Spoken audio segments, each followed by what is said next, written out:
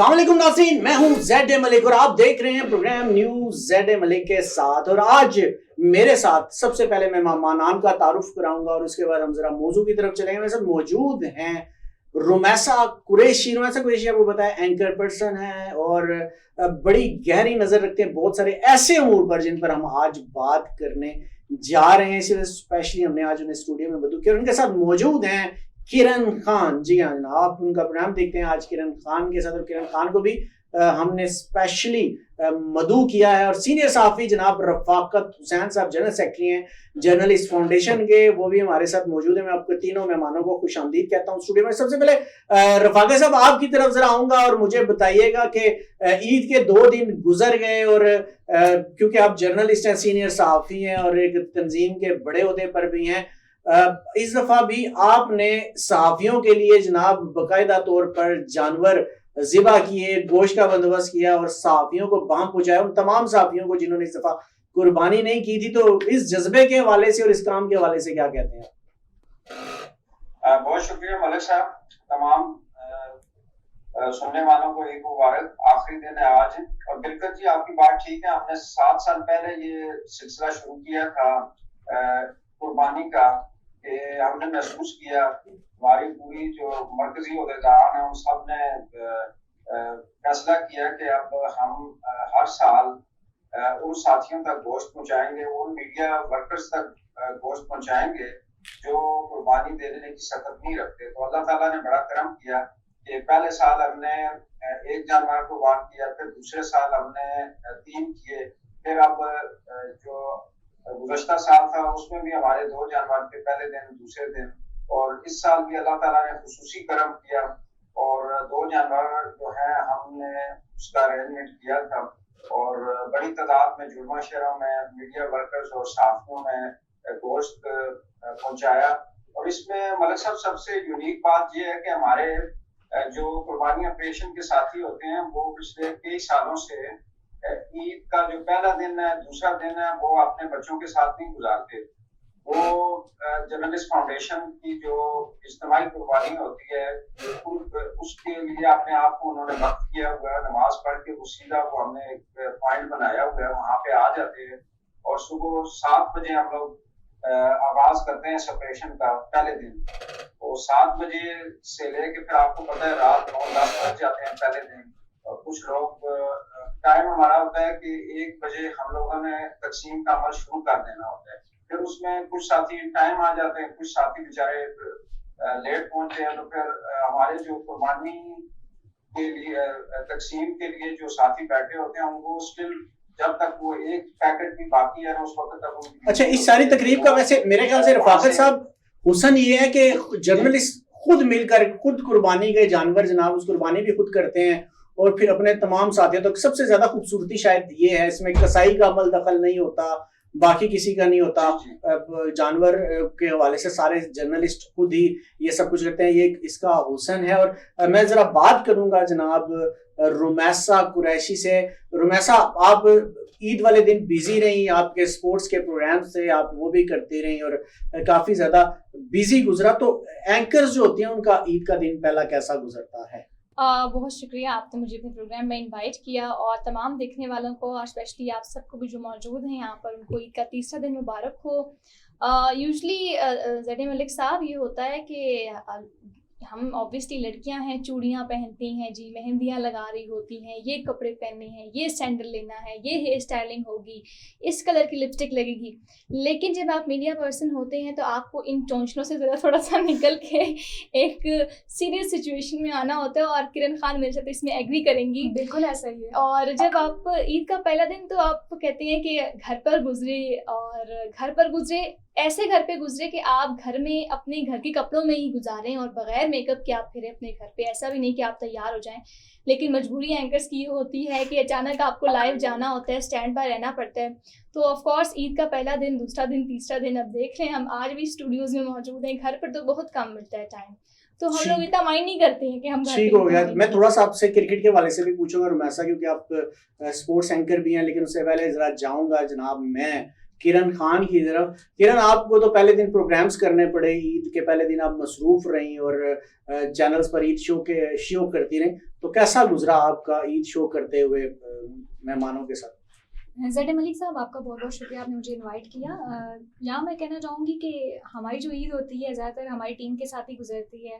First day जैसे programme करना होता है मेहमानों के साथ, जो हम जिन मेहमानों को हमने इनवाइट किया होता है उनके साथ, फिर उसके बाद चैनल्स पे हमें बुलाया जाता है, उधर हम जाते हैं, तो ये पूरा दिन जो है ना सिलसिला चलता रहता है इस तरह प्रोग्राम्स वगैरह में। तो टाइम का एक तो पता भी नहीं चलता, क्योंकि एक तो डेली की रूटीन होती है, फिर ईद आ जाती है तो फिर हमें थोड़ी सी तैयारियाँ मज़ीद हो जाती हैं, हमें थोड़ा और अपने आप को प्रिपेयर करना होता है ईद के हवाले से।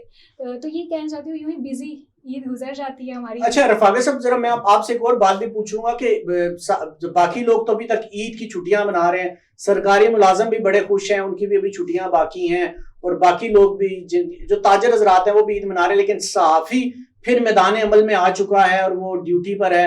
मैं खुद भी अभी आप देख रहे हैं स्टूडियो में बैठा हूँ, प्रोग्राम कर रहा हूँ। रफाका साहब, आप भी इस वक्त ऑफिस जाने की तैयारियों में हैं और ऑफिस रवाना होने लगे हैं, तो बड़ी कम छुट्टियां मिलती हैं सर हम लोगों को, क्या कहते हैं इस हवाले से?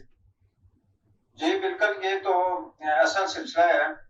बिल्कुल, जो प्रिंट मीडिया है वहाँ पे फिर 2 छुट्टियां हैं, वो भी जो हमारे हाकर हैं, अखबार जो तकसीम करते हैं, उनकी वजह से हमारी 2 छुट्टियां मंजूर हुई थी, वरना वो छुट्टियां भी हमारी खत्म हो जाती। और दूसरा, अगर आप इलेक्ट्रॉनिक मीडिया की तरफ आए ना, तो वो तो ईद वाले दिन भी हमारे जो कोलीग्स हैं वो ड्यूटी दे रहे होते हैं। जी, हमारी दोनों एंकर्स प्रोग्राम कर रही थी जी, पहले दिन भी बैठ के रफाका साहब दोनों स्टूडियो में मौजूद थी। मैं कोई बात कर रहा हूँ कि जो प्रिंट मीडिया उनको रिलीफ है सिर्फ अखबार जो तकसीम करने वाले हाकर हैं उनकी वजह से, वरना हमारा ईद के दूसरे दिन भी अखबार प्रिंट होता, तीसरे दिन भी होता, तो फिर उनकी वजह से 2 दिन छुट्टी है। लेकिन इलेक्ट्रॉनिक मीडिया जो है वो तो ईद वाले दिन भी प्रोग्राम कर रहे होते हैं दूसरे दिन। तो छुट्टियां जो है वो हमारा जो आपको पता है फोर्सेस हैं, हमारी मुसल्लह अफवाज हैं, फिर पुलिस है और मुख्तलिफ जो रेस्क्यू के इदारे हैं, उसके बाद जर्नलिस्ट हैं, ये फ्रंट लाइन पे हैं, काम कर रहे हैं।